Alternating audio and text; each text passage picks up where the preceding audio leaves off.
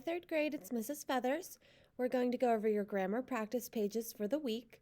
This week you are assigned pages 56 to 59. Let's take a look at our first page. On page 56, you will have a present tense verbs practice. The box at the top tells us that the tense of a verb tells when the action takes place. So we have three tenses. We have past, present, and future. A verb in the present tense tells what happens now. We add an S to most present tense verbs with singular nouns. We add nothing to present tense verbs with plural subjects.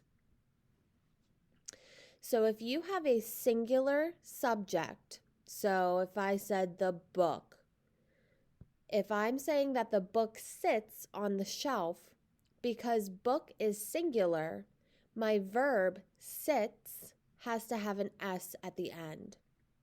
If I had a plural noun for my subject, the books, I do not add an S to my verb.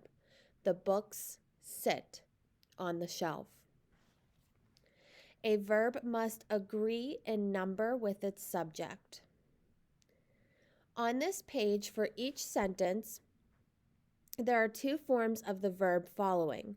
We want to choose the form of the verb that correctly agrees with the subject. It's asking us to circle our answer and write it on the line. All I would like you to do is write it on the line. Number 1 says, Brandon blank to make some money. I have the verb want.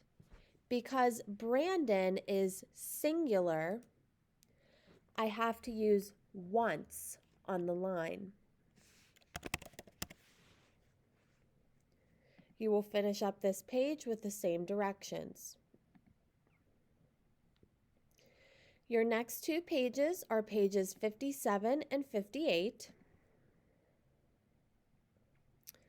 On page 57, we're looking at subject-verb agreement again.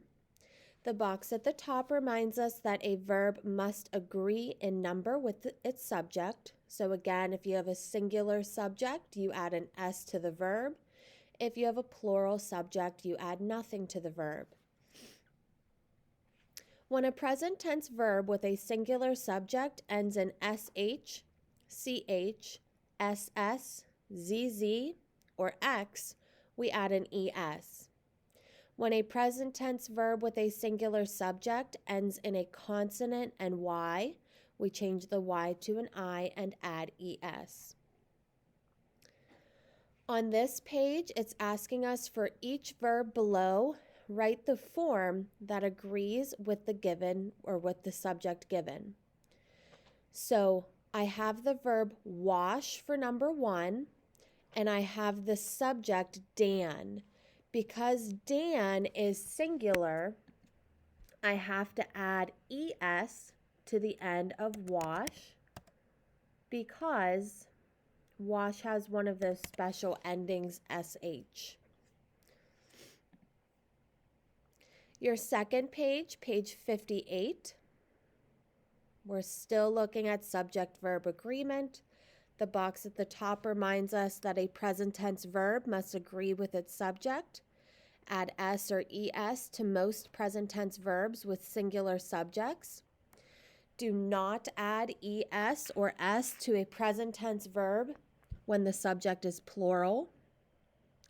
If I have the subject I or you, I also do not add S or ES. And if I have a compound subject, I do not add S or ES. So if I said Mrs. Feathers and Blake, I would not add an S to a verb following that subject because it's compound. There's two people. On this page, the directions state to choose the correct singular or plural form of the verb in each sentence below. Underline your answer. The lines are already drawn for you, so all you need to do is drag them, and you might need to resize. Number 1 says, the garden Club members blank at noon. I notice in my subject, members is plural. So for my verb meet, I do not want to add an S. So I'm going to underline meet. I'm going to reread this sentence to make sure that it makes sense. The garden club members meet at noon. You will finish up this page with the same directions. Your last page is page 59, and this is your proofreading page.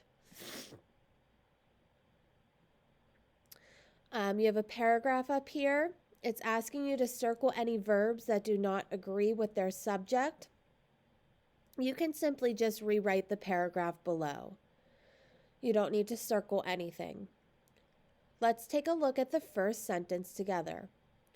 Mom and Dad tells us that they have a big surprise for us.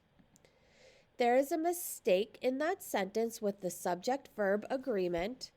Because mom and dad is a compound subject, I should not have an S at the end of tells. So when I retype, I'm going to rewrite tells as tell.